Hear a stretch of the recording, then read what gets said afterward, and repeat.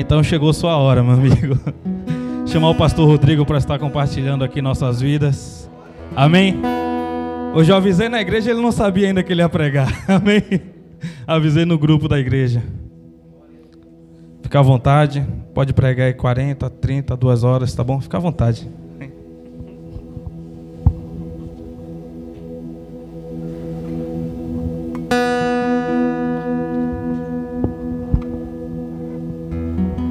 Glória a Deus. Graça e paz, igreja, amém?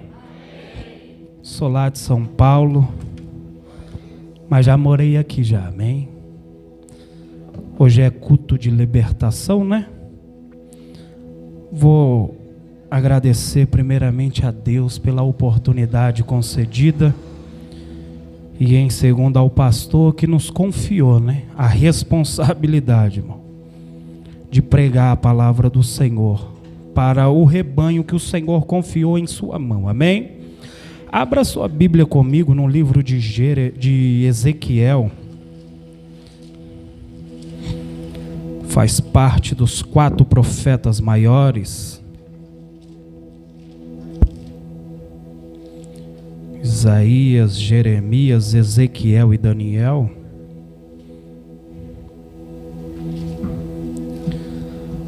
Capítulo 1, irmãos. Só ler aqui, mas em seguida eu vou contar as grandezas que Deus fez na minha vida, amém?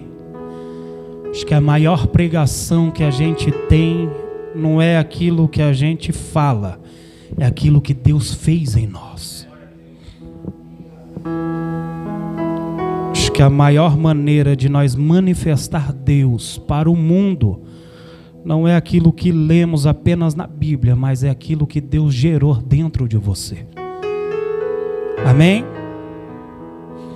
Ezequiel capítulo 1, versículo 1, diz assim: E aconteceu no 30º ano, no 4º mês, no 5º dia do mês, que estando eu no meio dos cativos, junto ao rio Quebar, se abriram os céus e eu tive visões de Deus. Somente até aqui, pode se assentar. Irmãos, em Amós 3:7 diz que Deus não faz nada sem antes avisar os teus servos profetas. Sou um ex-ladrão, ex-traficante, e já trafiquei até aqui em alumínio. E no ano de 2011 comecei a ir para a igreja de vez em quando. 2012 aceitei Jesus, fiquei 3 anos foragido. Eu gerenciava um ponto de tráfico para o PCC em Jundiaí. E tudo que eu fazia, tinha carro, moto, dinheiro, muita mulher, droga, bebida, noitadas, mas quando eu chegava em casa havia um vazio que me corroía e eu não conseguia entender. Havia uma solidão que inexplicável, nada preenchia. Se eu tivesse na balada aquele momento era bom, se eu tivesse usando droga era bom, mas quando eu chegava em casa, aonde não tem como ninguém correr de Deus, não tem como você maquiar, não tem como você tentar disfarçar, era onde o Senhor me pegava e me estreitava, e eu olhava para a minha vida e aparentemente tudo bom. Moleque, menino novo, carro, moto, dinheiro, conceito no crime, né? Só que tudo aquilo não trazia a felicidade que eu queria. E comecei a ir para a igreja, o Senhor começou a trazer um alívio, um refrigério. Só que eu fiquei 3 anos foragido e aceitei Jesus. Tinha montado uma pastelaria, eu falei, agora vai. Fui preso, irmão, dentro dessa pastelaria, com 1 mês que aceitei Jesus. Com 23 dias que eu estava preso, eu comecei a pregar a palavra do Senhor. Lá na delegacia de Jundiaí, na 9 de julho. E comecei a ministrar a palavra do Senhor e fui transferido para a P3 de Hortolândia. Quando eu cheguei na P3 de Hortolândia, Deus falou para mim assim: vou eu tirar você antes do tempo. E eu tomei posse e falava para todo mundo que eu não sairia no tempo do homem. E comecei a pregar e evangelizar. A primeira notícia que eu recebi, já com quase 2 meses que eu estava preso, foi: sua namorada te abandonou, seu carro já era, sua moto já era, a pastelaria, Deus tirou tudo, irmão. A única diferença de mim e Jó que não foi vários mensageiros e eu não tinha filho para perder, mas tudo que eu tinha Deus tirou. E eu comecei a rir no momento. Acabou a visita, dobrei meu joelho na cela que eu estava e orei ao Senhor e falei para Deus, falei: Deus, se o Senhor tirou da minha vida é porque não ia me fazer bem futuramente, mas Senhor, me dai força para suportar e enfrentar essa prova que irei. Deus fechou as portas, irmão, que a minha mãe foi me ver uma vez, mandou uma carta e um Sedex, e eu sem visita abençoava pessoas que tinham visita, porque Deus me fez prosperar na terra da minha aflição. E Deus abençoando, e Deus me deu 2 sonhos proféticos, e nesse sonho o diretor vinha e falava assim: Acácio, meu nome é Acácio Rodrigo, Acácio, e aí, como que está a obra lá embaixo? Falei: Senhor, estamos evangelizando, ganhando almas, estamos fazendo a obra. Ele falou: fique em paz, porque o teu alvará já está na casa. No segundo sonho eu entendi que era Deus usando a vida do diretor geral da cadeia como autoridade maior para falar comigo. E aquilo eu entendi, tomei posse. Num dia de visita veio um ex-homossexual cultuar conosco da rua e ele pregou: não deixe todo mundo pôr a minha mão na minha cabeça desde que eu me converti, irmão. Porque a Bíblia diz que o Espírito testifica. Então, se eu não sentir Deus na vida, desde antes de eu me converter, se eu não sentisse Deus na vida da pessoa, eu não sou essas pessoas que ficam: ora por mim, ora por mim, ora por mim, não. E sentir Deus na vida daquele homem e pedir uma oração. Não que eu sou melhor que ninguém, amém, irmão? Não é isso não. E na hora que eu cheguei, pedi oração para aquele homem, ele falou assim: conta os dias da tua vitória. Isso no sábado. Peguei uma Bíblia que eu dei para o meu irmão que não é evangélico, e daquela data que ele falou, eu coloquei 30 dias. Comecei a fazer, fiz um calendário daquela data, 30 dias. E falei: Deus, o Senhor não falou mês nem semana, mas por todavia eu vou colocar aqui, Senhor, 1 mês. E coloquei, e na quarta-feira, na terça-feira, na tarde da benção, estávamos orando na cela e Deus usou o irmão e falou assim: Deus me deu uma visão de Pedro. As cadeias se quebraram e Deus está quebrando as cadeias de alguém. Eu falei: eu tomo posse, irmão. E contei os sonhos, contei o que Deus tinha usado, o servo dele. E naquele momento ele falou: amém, então receba. E a vez que eu tive visita e recebi o Sedex e a carta, Deus me mostrou em sonho. E na terça para quarta eu tive um sonho do funcionário vindo com o papel todo em branco. E não sei se alguém aqui já teve algum contato na cadeia ou tem. Depois das 4 horas não acontece mais nada. Ou é alvará ou advogado da rua. Não tem mais atendimento depois das 4 horas. E naquele momento, 3 e pouco, acordei com os irmãos e indaguei ao Senhor. E falei assim: Senhor, o Senhor me mostrou um sonho e nada aconteceu. Aí o Espírito Santo falou para mim assim: o dia ainda não acabou. Sabe o que eu estou querendo te dizer? E o Senhor ministrando ao teu coração: não faça projeto para o ano que vem, para daqui 2 anos, 3 anos, porque o seu Deus é um Deus de repente. Talvez o teu milagre, a tua bênção está mais perto do que você imagina. A Bíblia diz que o mesmo Deus de distante, Ele é o Deus de próximo. Então fica tranquilo. E o Senhor falou isso comigo. De repente o funcionário abriu a porta, irmão, deu 20 segundos que eu indaguei o Senhor. O funcionário abriu a porta, o meu pastor do lado dela, e ele falou assim: 477 439, porque lá dentro do presídio eles falam por matrícula. E a minha matrícula era 477 439. E ele pegou e falou assim, meu pastor perguntou: o que é, seu alvará? Ele falou assim: arruma suas coisas que você está indo embora.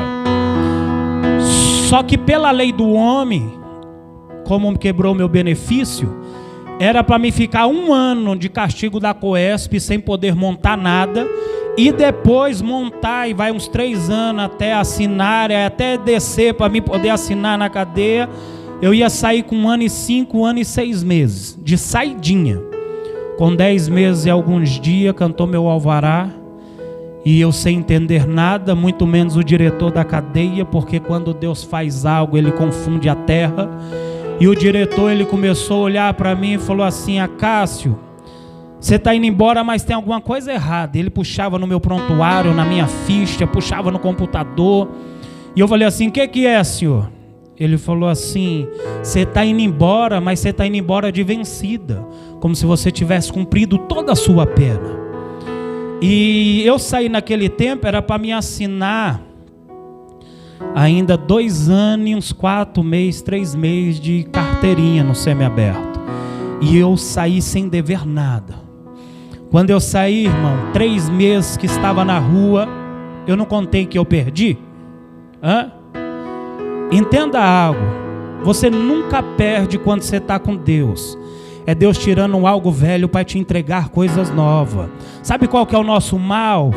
É que nós é muito pequena a nossa mente para entender o que Deus está fazendo e o que Deus está trabalhando. Então quando você perde no mundo físico, na sua mente você está perdendo, mas Deus está querendo te trazer algo melhor. Por quê? Porque Deus sabe que se Ele pedir para nós, muitas vezes a gente não abre mão, porque muitas vezes somos enraizados certas coisas. Aí saí da cadeia, irmão. Deus usou uma mulher, falou assim: vou eu limpar o seu nome do sistema. Primeiramente eu puxo meus antecedentes agora direto do poupa-tempo. Não existe nada. Não consta nada. Nem que eu fui passar, nem na delegacia para dar o bom dia, não consta mais. Com 3 meses que estava na rua, conheci a minha esposa. Não veio porque eu vim a trabalho fazer um serviço no meu irmão Pedro Henrique, esse que tem a oficina aqui do lado, aqui é meu irmão de sangue, pai e mãe. E ela é manicure, elas tinham umas clientes, ela não veio. Mas a próxima vez que eu vim, eu trago ela para ela confirmar o testemunho que eu vou falar agora. Com 1 mês e pouco nós estava namorando, e eu peguei e falei para ela assim: vamos casar. Deus já confirmou de várias maneiras. Oramos, não casamos no impulso. Jejuamos 7 dias, parcialmente, só pão e água para Deus confirmar. Deus confirmou de várias maneiras. Falei: vamos casar? Ela: vamos. Nós fomos lá no cartório, marcamos. Quando nós saímos de lá, eu falei para ela assim: o Deus que eu sirvo não dá benção pela metade, a gente vai casar na igreja. Só que os nossos planos é planos pequenos. Eu sonhava em casar, meus pensamentos, em casar na igreja que eu congregava, e depois fazer um jantar só o pessoal da igreja, na onde é a casa da mãe dela, na garagem. Aí, irmão, menos de 1 mês, Deus preparou chácara. Menos de 1 mês, Deus preparou chácara, Deus preparou buffet, Deus preparou lua de mel, Deus preparou todos os móveis da minha casa, tudo. Só da minha festa de casamento foi 5.400. Não minto, desculpa, 6.400. 5.000 do buffet e 1.400 da chácara. Eu gastei R$100. Tudo que uma casa precisa. Graças a Deus eu sou agraciado e abençoado por Deus, irmão. Tudo que a minha casa precisa, eu tenho. Tudo que um lar necessita, eu tenho. E tudo foi o que Deus abençoou. E casamos, fomos para a lua de mel e foi uma benção. Então entenda algo: Deus tirou algo lá no passado para me entregar algo melhor no presente. Então quando Deus tirar algo da tua vida, fique em paz, porque é Deus te preparando para coisas melhores e maiores que Ele tem para te realizar. Amém, irmãos? Então esse é um pedaço do meu testemunho, que se eu contar o tempo que o pastor deu, não dá. Amém? Mas vamos lá. Culto de libertação, irmão. Ezequiel, ele é levado a cativo por um rei chamado Nabucodonosor. Um rei cruel, violento. Um rei que tinha por prazer a violência. Só que Ezequiel, quando ele é levado a cativo, ele faz parte da linhagem sacerdotal. E ele vai para o rio Quebar, e em seguida Daniel também vai, mas Daniel vai para o palácio. E o que mais me chama a atenção, e quando eu li essa palavra mexeu muito comigo, é como que Ezequiel ele vai começar a descrever. E ele vai dizer assim: estando eu no meio dos cativos. Por que que ele fala que ele não está cativo? Porque quem determina a tua vida é você. Não é a circunstância, nem o que os outros falam. É aquilo que você acredita, é aquilo que você determina para você mesmo. Então Ezequiel não fala assim, eu estou cativo. Não, ele fala assim, eu estou no meio dos cativos. Pastor, o que isso quer dizer? O primeiro profeta para a tua história tem que ser você mesmo. Se você ficar esperando dos outros, nada vai acontecer. Quem tem que acreditar na tua chamada, quem tem que acreditar na tua família, quem tem que acreditar na tua libertação, na libertação de alguém, tem que surgir primeiro de você. Se você não acreditar, nada acontece. Você tem que ser o primeiro a acreditar em você. E Ezequiel é tão interessante que ele está passando por um momento de crise, irmão. Todos nós, no lugar dele, entraríamos num momento de crise, é fato.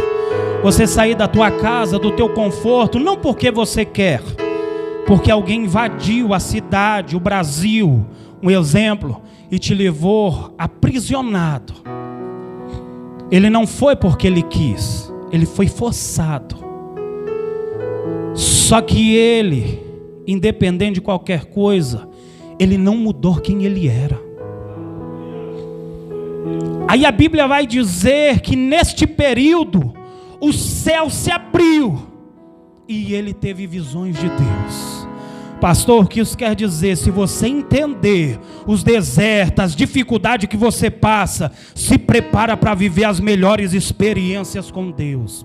Se prepare para você viver de Deus o que você nunca imaginou que você viveria. Por quê, irmão? Porque biblicamente nós vemos isso de várias maneiras. Não foi só Ezequiel que no meio das suas maiores adversidades, Deus se revelou de uma maneira sobrenatural.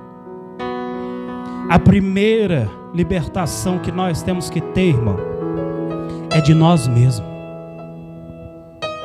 A primeira libertação que a gente tem que ter de nós mesmos. Você quer um exemplo?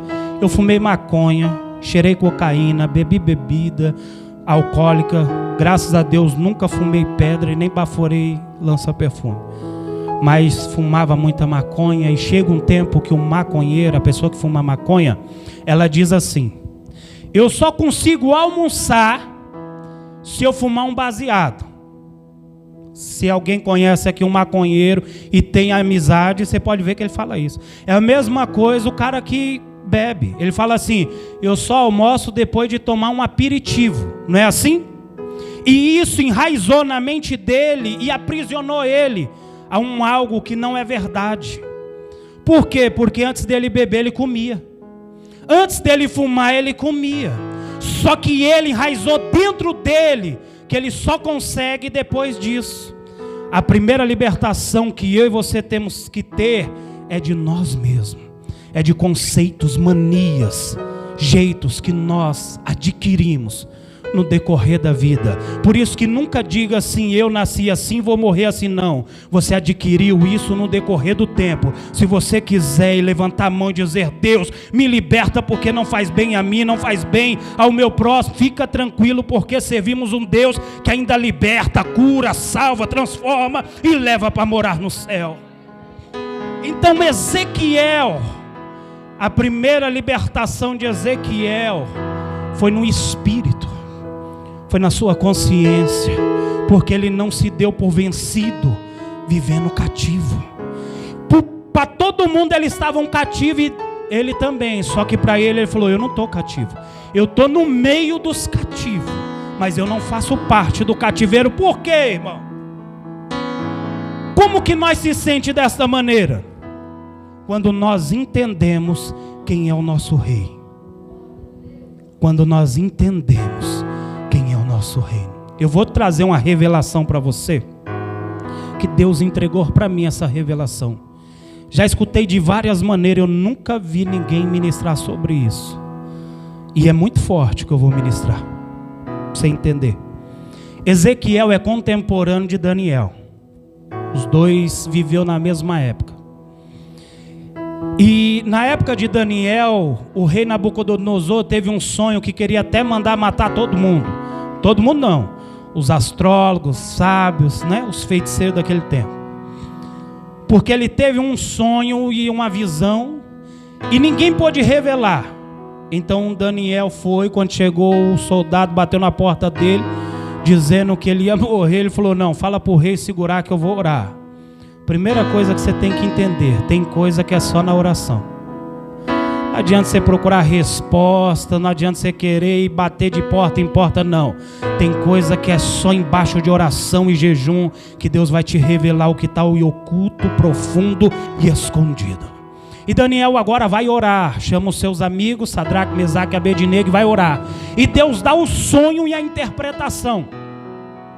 Nesse sonho do rei Nabucodonosor, existe uma estalta que ela é dividida em 4 partes, na verdade em 5, porque o último se divide, né, o barro e o ferro, que representa um reino forte, mas por outro lado frágil. E nessa estalta ela dividia, na verdade, 4 reinos humanos, que era o reino babilônico, Nabucodonosor, Medos e Persas, Dário e Ciro, que foi no mesmo.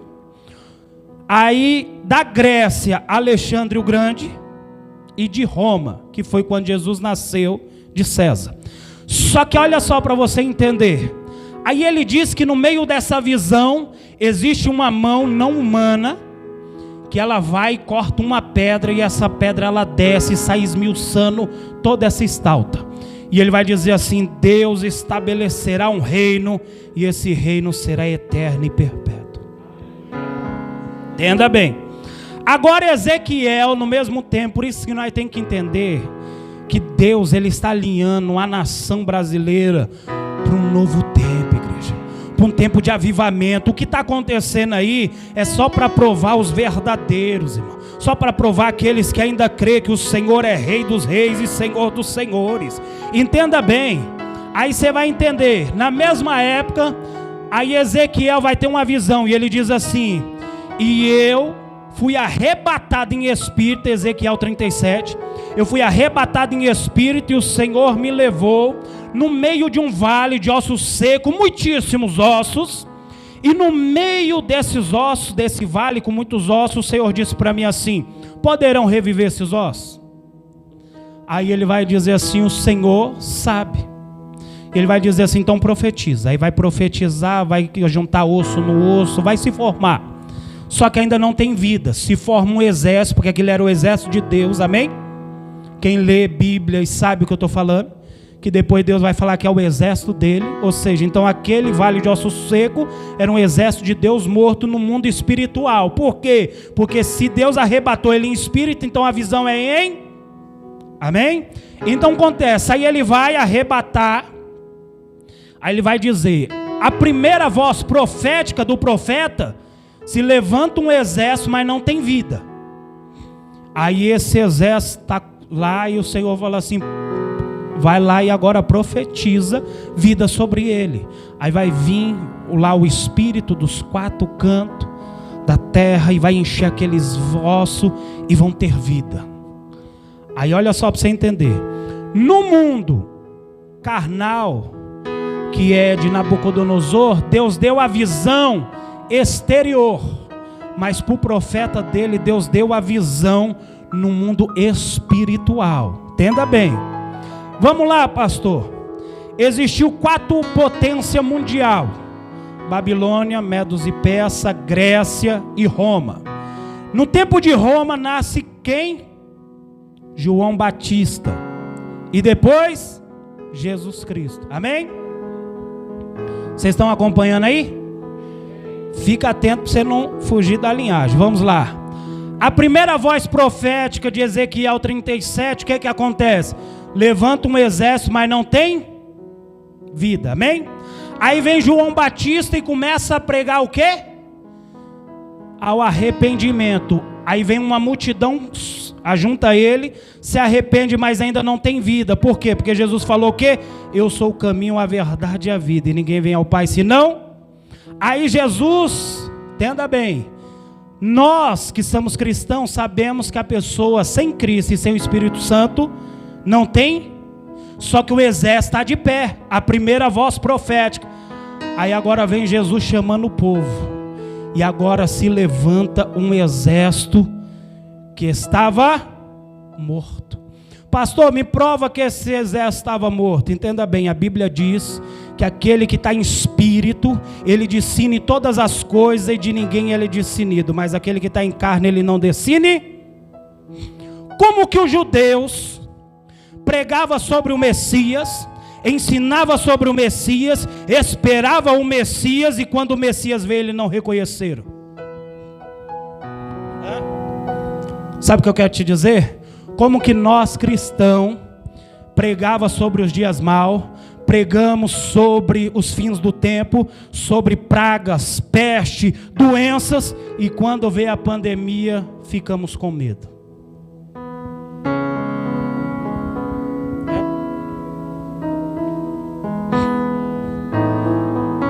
Irmão, não devemos se alegrar pelas pessoas que morrem, não, principalmente quando não é cristão.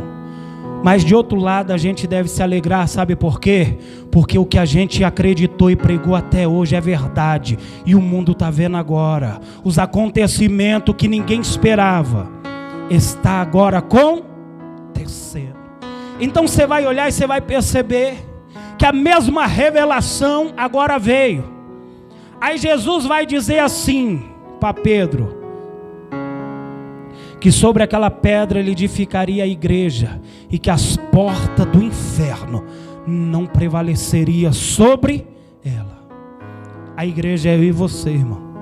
Não é esse templo, não é essas paredes. Se amanhã Deus abençoar e não caber gente aqui, e profetizamos isso, amém? Que alumínio seja um dia inteiro do Senhor Jeová, que aonde abar hoje, um dia será igreja, amém? Um ponto de pregação, uma célula, nós acreditamos desta maneira, mas no presente momento não é. E se amanhã fechar aqui e for para um salão maior, podem alugar um bar, fazer um bar aqui, uma casa de prostíbulos e muitas outras coisas. Então a igreja santificada não é o templo, é onde eu e você buscamos o Senhor. A igreja somos nós. Aí você vai ver que Jesus agora estabelece um reino eterno.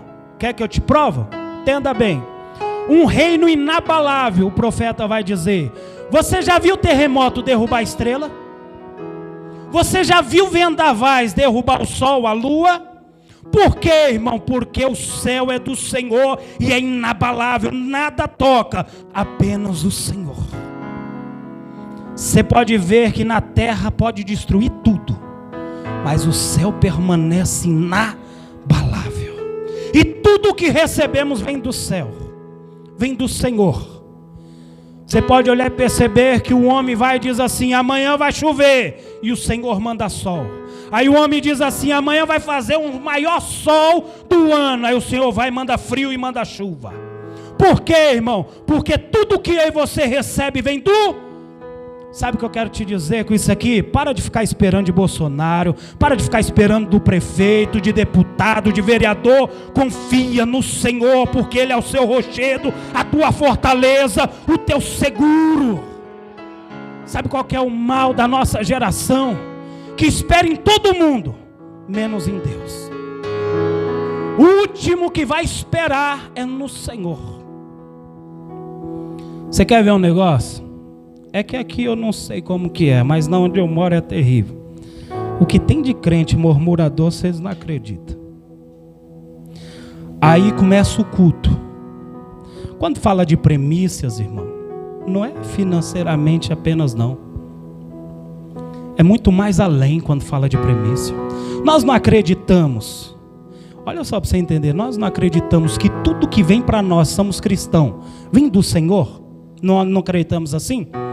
Se você acorda já reclamando porque acordou, olha só, aí Deus te deu a oportunidade de acordar com vida, saúde, aí você já reclama, aí tem que trabalhar, é onde Deus preparou para você trazer a providência para a tua casa, aí você já está reclamando porque vai trabalhar. É que aqui é tranquilo, mas em São Paulo os ônibus é super lotado, trem, metrô, aí a pessoa vai pegar um trem, um metrô, um ônibus lotado, aí reclama da condição, reclama de tudo, de tudo. Aí quando chega na igreja, vai entregar o que para Deus? Se todas as primícias que Deus preparou para ele, ele fez pouco caso. Não agradeceu a Deus pelo serviço para trazer a provisão de casa. Não agradeceu a saúde. Não agradeceu por poder ter levantado quantos que deitou e não teve a oportunidade de levantar. Ou de repente foi para um hospital, quase morrendo. Aí passamos às vezes a vida inteira murmurando. Aí chegamos na igreja, queremos receber algo do pastor. Aí muitas vezes saímos e falamos assim, um culto foi frio. O que você entregou para Deus? Para que você saísse daqui com algo do Senhor. A nossa mente cristã no século 21, às vezes é tão fechada. Você vai entender o que eu vou falar. Nós acreditamos. Você já viu alguma campanha de porta fechada? Hã? Alguém aqui já viu alguém falar assim, irmão, nós vamos fazer uma campanha para fechar as portas fechadas. Por quê? Na mente do cristão do século 21, Deus só trabalha com a porta aberta. Eu particularmente, não sei se você já viu, mas as igrejas que eu já congreguei, só congreguei em 2, né? Mas a igreja que eu já congreguei e aonde eu já fui visitar, eu já vi alguns testemunhos de alguém chegar e falar assim, irmãos, eu quero agradecer a Deus, hoje eu quero contar um testemunho, uma bênção, porque Deus me deu um carro novo. Deus me deu uma casa nova. Só que na mente das pessoas, Deus preparar o dinheiro do aluguel não é bênção mais não. Deus dá saúde e condições de pegar um ônibus, não é bênção. Por quê? Porque na mente do ser humano, Deus só trabalha nas grandezas. Por isso que os judeus não reconheceram Jesus. Porque eles esperavam Jesus resplendor e vem Jesus humilde, simples e agradecendo a Deus por tudo. Aí entenda bem. Aí nós acreditamos, isso aqui é profético, receba para a tua vida. Aí nós acreditamos que Deus trabalha só nas portas abertas. Aí a Bíblia diz que quando Noé entrou na arca, Deus foi e fechou a porta. Se a porta tivesse aberta, ele morria. Mas a porta fechada foi livramento para a vida dele. Aí vai chegar a viúva até o profeta Eliseu e vai dizer assim, olha, o meu marido, teu servo, homem fiel a Deus, morreu, mas deixou uma dívida aí. E veio os credores para levar os meus filhos. Eliseu fala assim, o que você tem em casa? Só uma botija de azeite. Então pega vasos emprestados, não poucos, muito. Entra na tua casa e deixa a porta aberta. Falou o quê? Fecha. Através da porta fechada, o que aconteceu? A multiplicação. Olha só. Aí os discípulos, quando Jesus morre, deixam um decreto.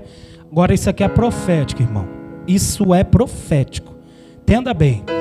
Quando Jesus morre, aí os discípulos estão no cenáculo com a porta fechada, trancado, com medo, com desespero, passando angústias, aflições, incertezas. Aproximadamente 120 homens orando ao Senhor. Aí o Espírito Santo vem e enche toda a casa e é repartido línguas estranhas como fogo. Eles são impactados, a porta abre. Quando a porta abre, eles vão viver o que nunca viveu. Eles vão aonde nunca foi. Eles vão chegar onde nunca chegou. Por quê? Porque quando a porta estava fechada, ele não saiu do propósito, não saiu da direção, continuou buscando ao Senhor e Deus honrou a oração deles. Pastor, o que isso quer dizer? Quando a porta fechar, continue agradecendo a Deus também. Quando a porta fechar, entenda que Deus quer mostrar que Ele é Deus. Quando a porta está aberta, sabe o que acontece? Nós esquecemos de Deus. Aí o irmão vai e abre uma porta para mim, eu não chego lá e falo assim: irmão, Deus abriu a porta e me honrou, não. Olha, eu quero agradecer o irmão, quero louvar o irmão, quero fazer isso, quero agradecer todo mundo. Esquece de Deus. Agora, quando a porta está fechada, aí é Deus manifesta a glória e o poder dele e ninguém rouba. Não desvie o foco, sabe por quê, irmão? Porque o mesmo Deus que é Deus de porta aberta, Ele é de porta fechada. Deus não tem dificuldade nenhuma de operar na porta aberta e na porta fechada. Sabe o que eu quero te dizer nesta noite? Não diminua o tamanho do teu Deus. Ele não depende da sua situação, da sua circunstância, para trabalhar ao teu favor. Pastor, as portas fechadas, não te matou é porque Ele está fazendo algo. Você não parou é porque Ele está te dando um ânimo. Tem hora que a gente precisa entrar na caverna, irmão, para se reconectar de novo com o céu. Tem hora que Deus fecha a porta para nós não se perder. Tem hora que Deus fecha a porta porque perdemos a visão. Tem hora que Deus fecha a porta porque nós estamos tão acostumados.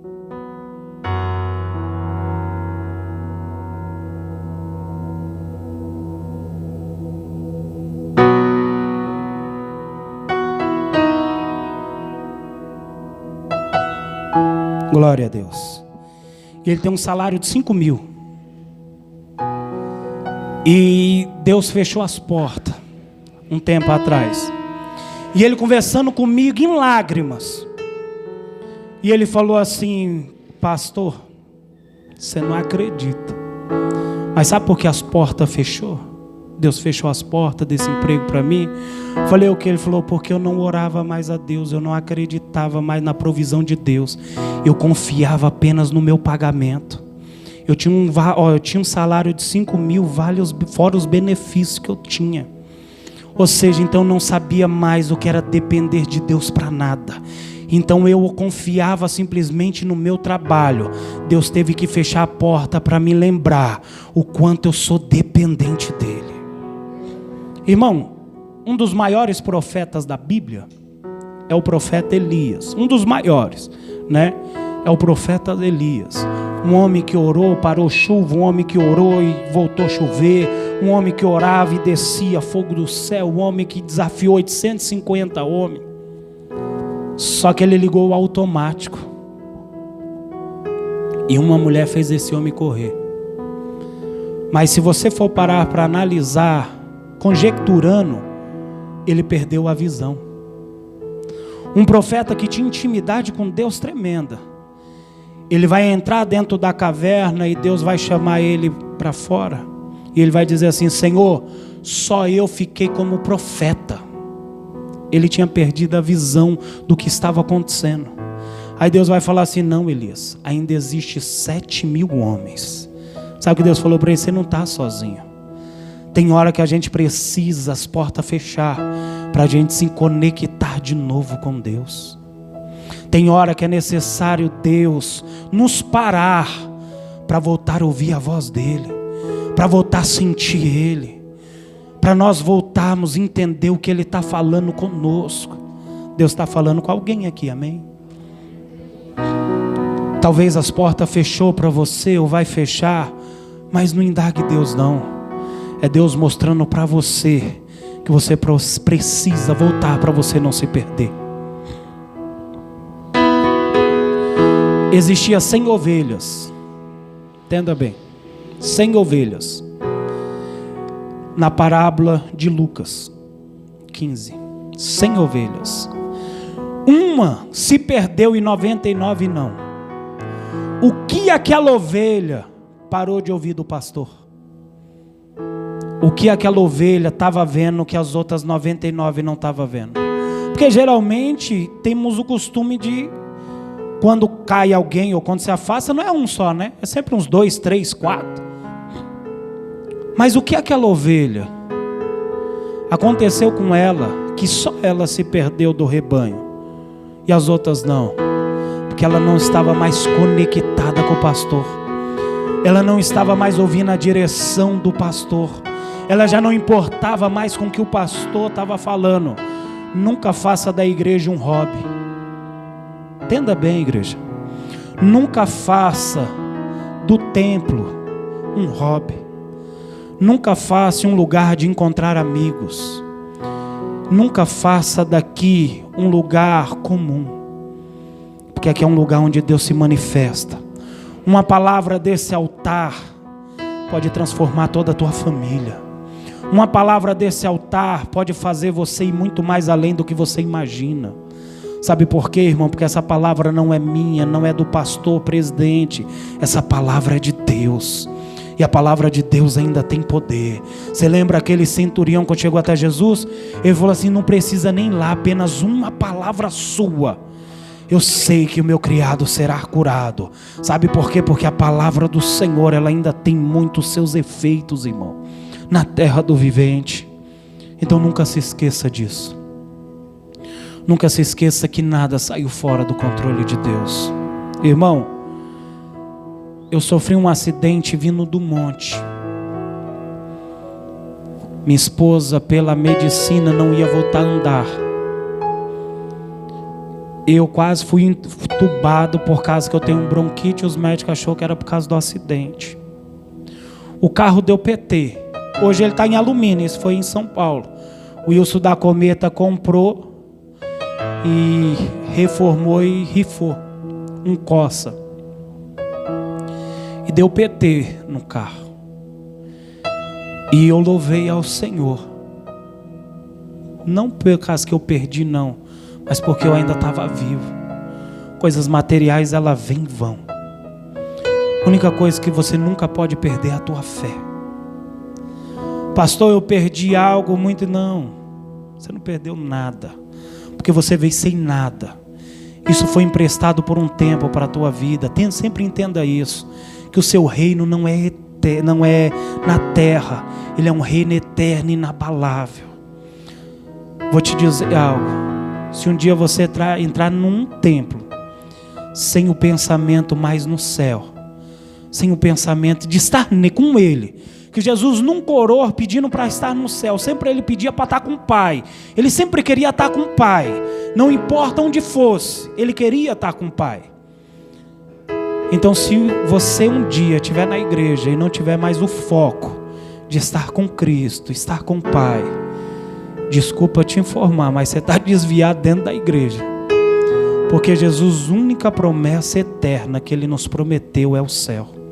Nunca perca isso do seu coração. Se um dia você começar a desviar, que nem aquela ovelha, volte a ouvir a voz do pastor, do seu sumo pastor. Volte a ouvir a voz de Cristo. Porque nós entramos na igreja com princípios errados. Nós muitas vezes temos Cristo como o gênio da lâmpada mágica. Dificilmente alguém vem pelo amor. Geralmente, pelo menos as pessoas que eu ganho para Jesus, pela misericórdia, é pessoas que perdeu o pai, pessoas que perdeu a mãe, pessoas que estão em crise no casamento, pessoa que está com filho na droga. Então elas vêm para buscar por essas pessoas. E muitas vezes elas só ficam nesse propósito e não tem o propósito da salvação. Quase todo ser humano, quando vem para a igreja, ele vem no propósito errado. Não que seja errado, amém? Mas vem num propósito, não um intuito que é a essência verdadeira, que é a salvação. Nós sempre vem por quê? Porque quer restaurar o casamento, quer restaurar a família, porque o ente querido morreu e está muito abatido, quase em depressão. Sempre é quase esses motivos. Porque quer buscar pelo marido que se entregou para a bebida, para as drogas, pelo filho que está no crime. Sempre é por esses propósitos. Mas isso não pode, irmão, permanecer sempre no nosso coração. A gente precisamos, entenda bem, a gente precisamos voltar a acreditar no céu. A gente precisamos voltar a buscar pelo reino, buscar pela verdadeira essência. A única coisa eterna que Jesus nos prometeu é o céu. Até que hora que é, pastor?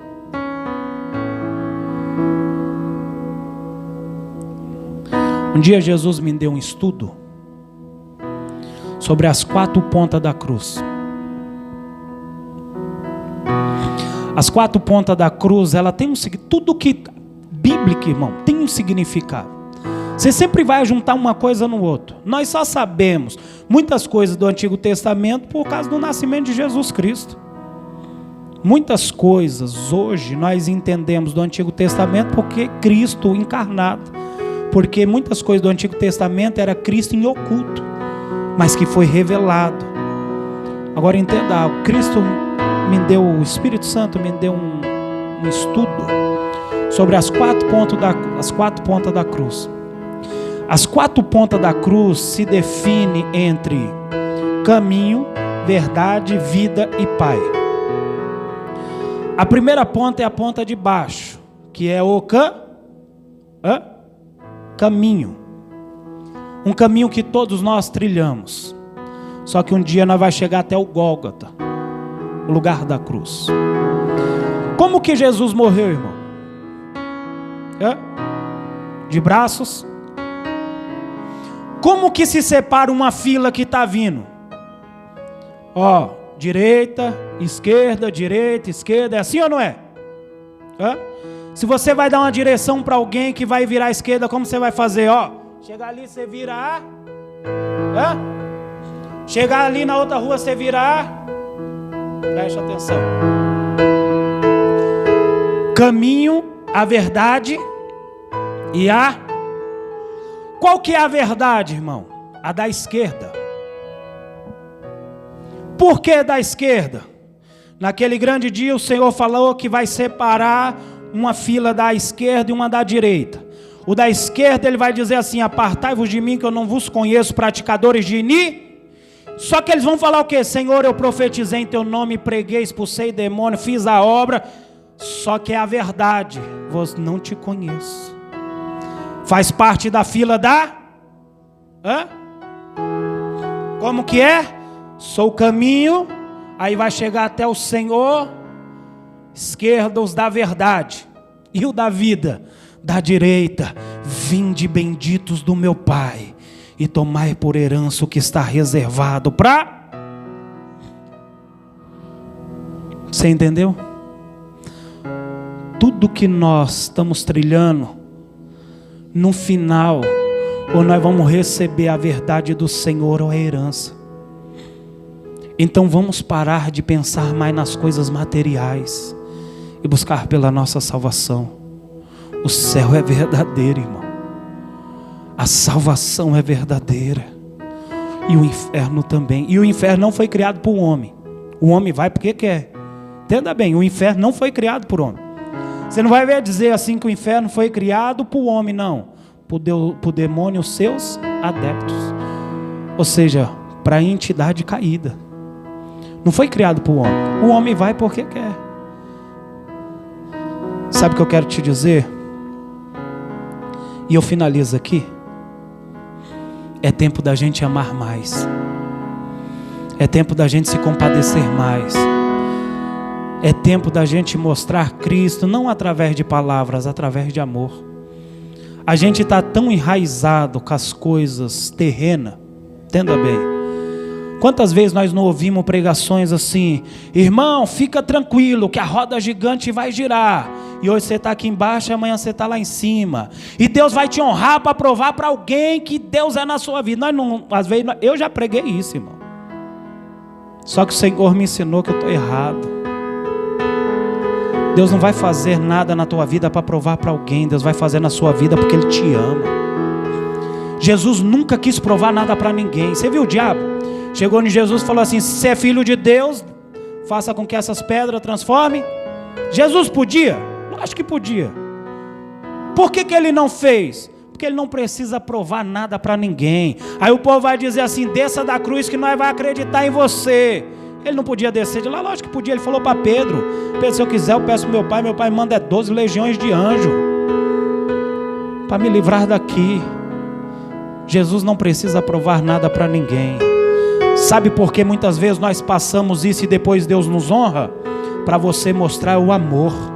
Sabe por que muitas vezes nós somos humilhados por alguém no trabalho e depois Deus vai nos honrar? para você mostrar para ele que você é cristão e não é igual a ele. Porque no momento que você querer se vingar, ou você querer tratar ele da mesma maneira que ele te tratou, você não vai ser diferente dele, você vai ser igual. E isso que muitas vezes está enraizado na nossa mente. Queremos algo para quê? Para provar para alguém. Não, irmão, queira algo para o seu conforto. Queira algo para que vai ser melhoria para você. Não queira algo para mostrar para alguém. Não. Você lembra de Ana?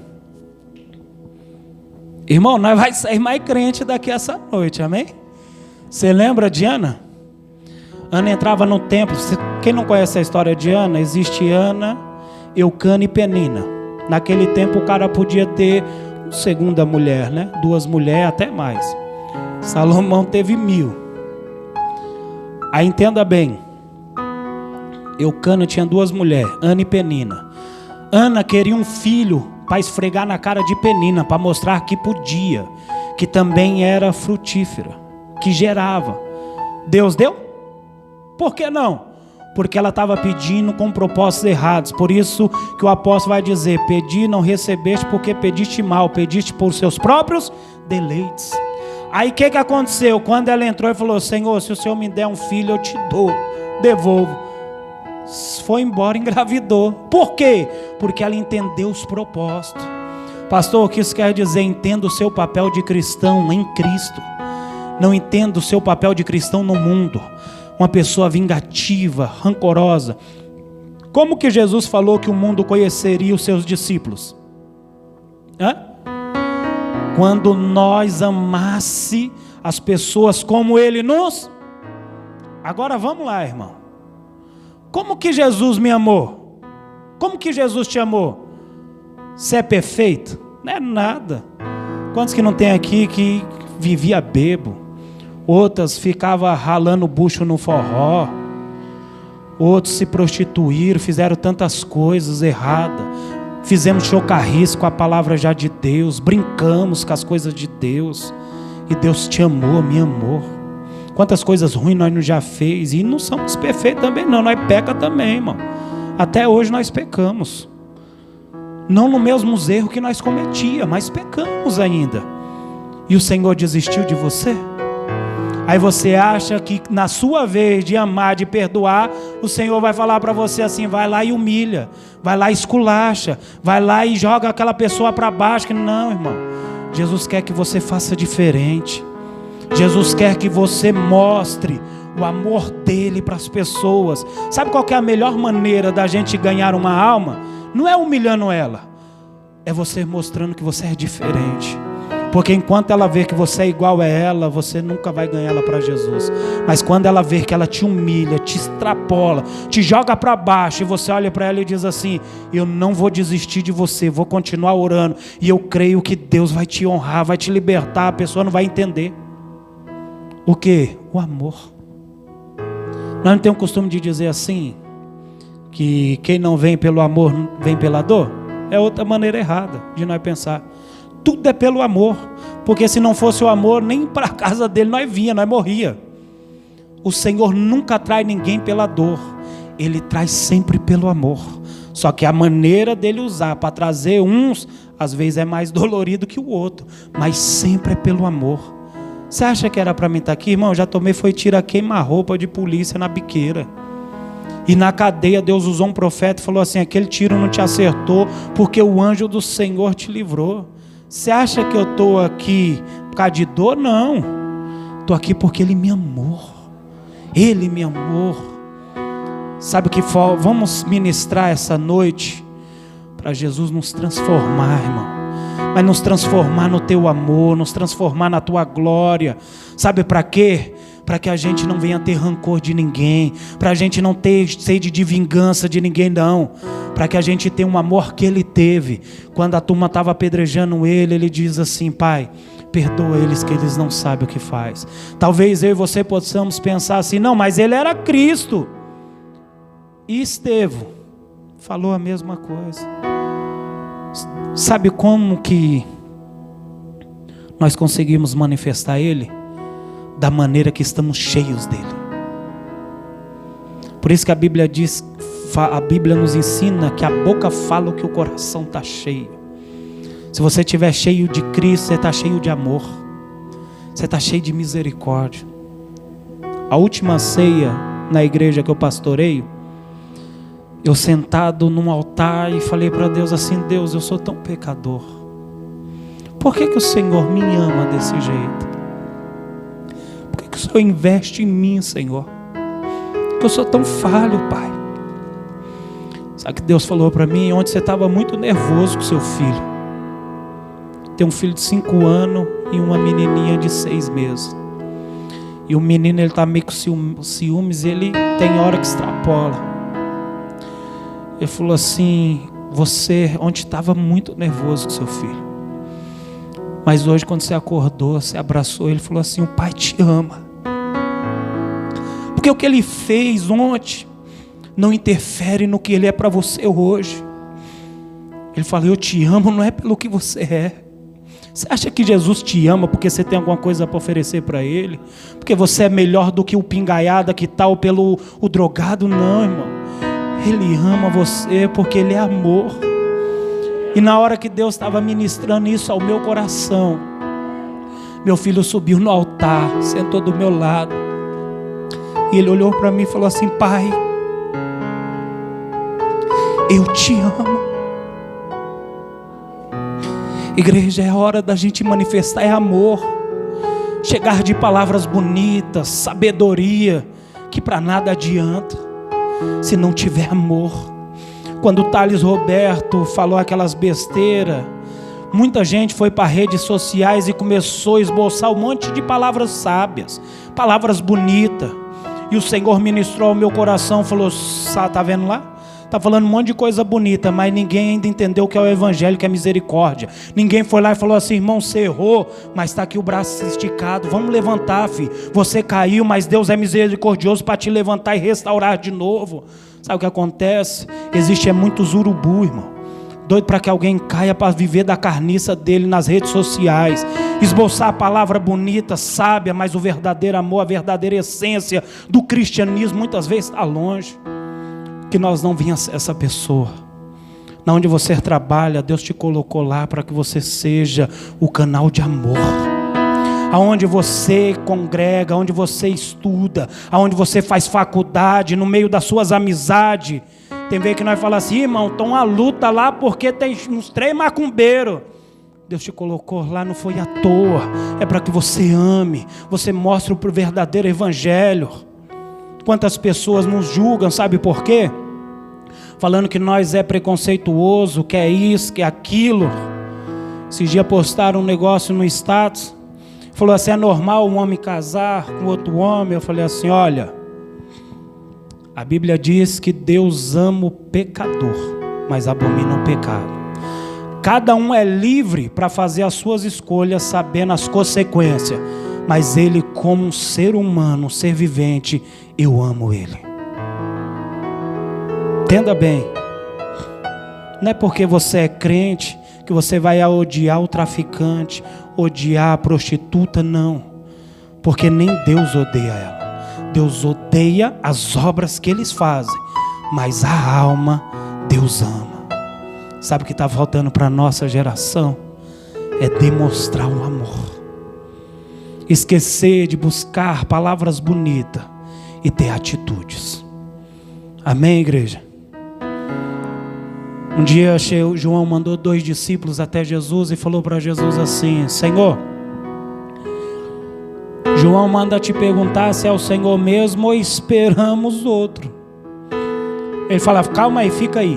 Aí Jesus vai e faz a obra. Aí fala assim: agora vai lá e fala para João que vocês... Ele falou: o que eu estou falando? O que vocês... O mundo nos julgará pelo que nós faz e não o que nós fala. Então ame mais, perdoe mais, tenha mais misericórdia. Amém? Que Deus abençoe a igreja em nome de Jesus. E assim eu agradeço a minha rica oportunidade.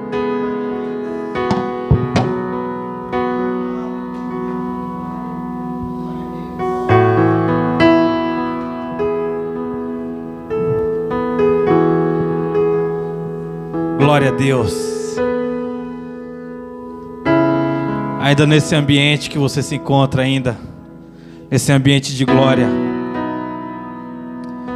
A oração, ela tem os seus efeitos. Eu quero orar com vocês. Amém?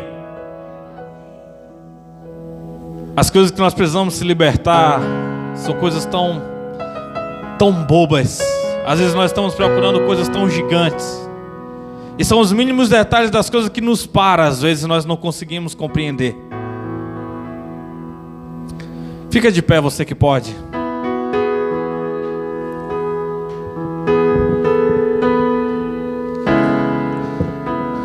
Aleluias. Nada vai roubar tua glória, nada vai roubar tua glória, tudo veio de ti, tudo volta pra ti, nada vai roubar